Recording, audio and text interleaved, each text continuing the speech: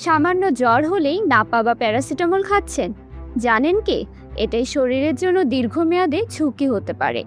জ্বর আসলে কোনো রোগ নয়, এটি শরীরের ভেতরে চলমান কোনো সংক্রমণ বা সমস্যার উপসর্গ মাত্র।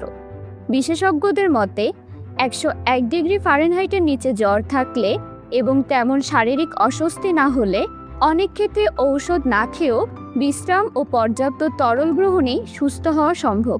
এ বিষয়ে চিকিৎসকরা বলেছেন, শরীরের তাপমাত্রা নির্ভর করে বয়স, শারীরিক অবস্থা ও পরিবেশের ওপর।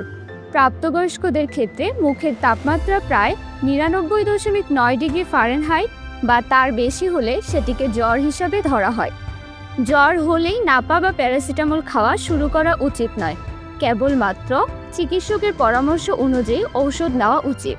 অতিরিক্ত ডোজে লিভারে মারাত্মক প্রভাব পড়তে পারে, দীর্ঘমেয়াদে কিডনির কার্যক্ষমতা কমে যেতে পারে, র্যাশ, অ্যালার্জি বা লালচে দাগ দেখা দিতে পারে, অপ্রয়োজনীয়ভাবে ঔষধে অভ্যস্ত হয়ে পড়া। তবে বিশেষজ্ঞরা সতর্ক করে বলেছেন, জ্বর যদি 3 দিনের বেশি স্থায়ী হয় তাহলে চিকিৎসকের পরামর্শ নিয়ে রক্ত পরীক্ষা করা জরুরি, কারণ কিছু ক্ষেত্রে এটি ডেঙ্গু বা অন্য কোনো জটিল সংক্রমণের লক্ষণ হতে পারে। তাই সাধারণ জ্বরে নাপা বা প্যারাসিটামল খেয়ে নিজের ক্ষতি না করে সতর্কতা অবলম্বন করা উচিত। সঠিক সময়ে সঠিক সিদ্ধান্তই জটিলতা থেকে রক্ষা করতে পারে।